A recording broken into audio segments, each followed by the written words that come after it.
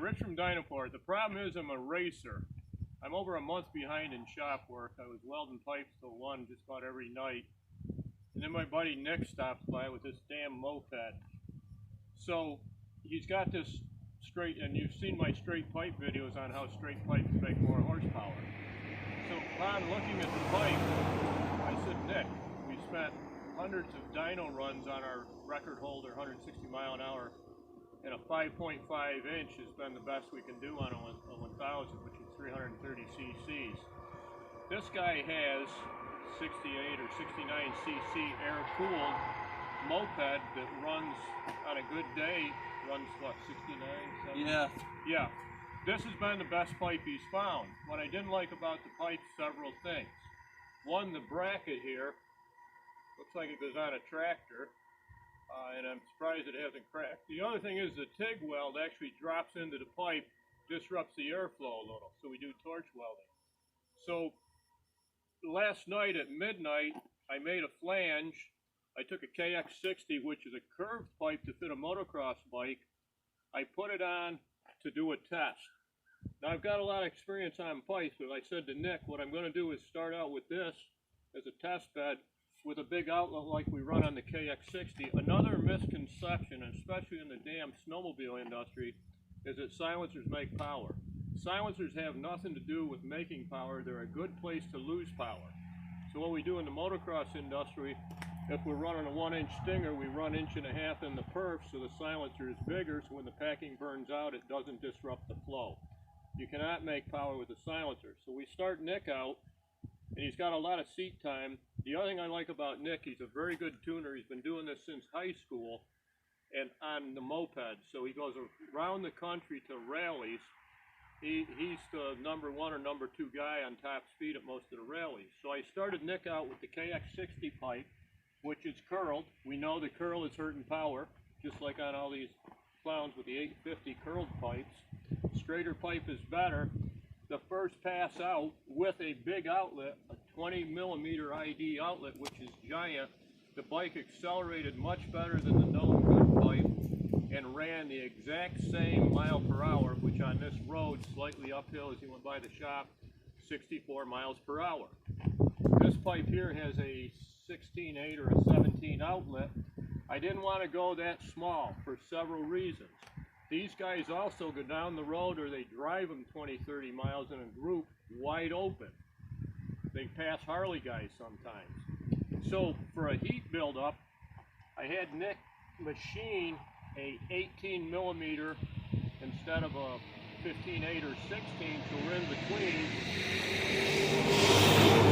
As I was welding, I heard him go by the shop and the thing sounded wicked. He picked up 1 mile per hour.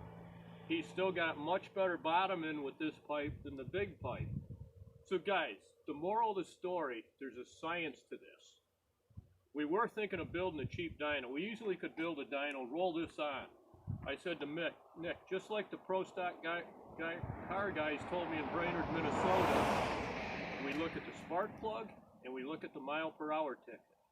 They've got all the air fuel, they've got all that claptrap. They use the mile per hour. We did the same with Nick. So the interesting thing, let me get a close-up here, Ron, of the plug. Nick's plug used to be tan to the top of the prong. Now that Nick, with the higher horsepower pipe, it's now tan down here and just a little around. Guys, this is how you tune. So now we were a hair rich. We picked up enough horsepower to pick up a mile an hour in what, 1,000 feet, which is major. On the dyno, on a little engine like this, I don't know. I'm going to guess it's maybe 1.5 horses. Once we straighten this pipe out, we're going to have another 0.5 horse to a horse.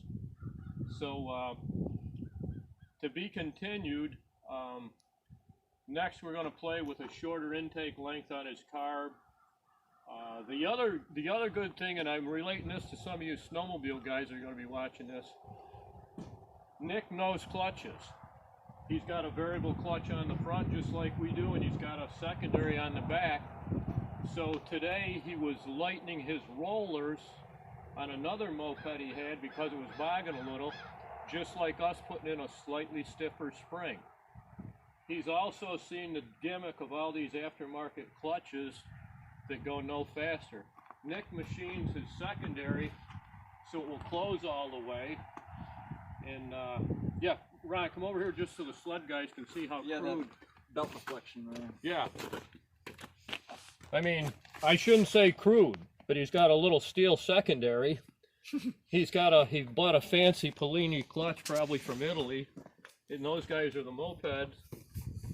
And so, guys, this is all the same. So you're wondering why I, who run 160 with better brakes than Nick, by the way, am involved with this. Several reasons. He's an enthusiast. He's been at it forever. He's a racer like me. The other thing, I think I'm going to learn something from this project on possibly, maybe I can get a little bigger diameter on my Pro Stock 1000 and go faster. So I didn't tell Nick that till now. So Nick's going to market these pipes because he's the expert. He's going to build them, and I think I'll have to swap some work with him, let him do some carbon fiber. So Nick, I got to go back to work, and I don't know if I want to ride this thing, because when I ran it down the road last summer at 68, with my feet on the pedals, it scared me. Guys, thanks. I hope this helps on tuning, and Nick and I will be doing some more videos when we get that carb in. And we don't know if that bigger carb's going to hurt or help us, Nick, so yeah, we're going to find out. We're going to learn as we go. And guys, we're going to use the best dyno in the world, even though I got 18,000 dyno runs. It's your mile per hour. It's been fun. But what a rat, isn't it beautiful? See you guys.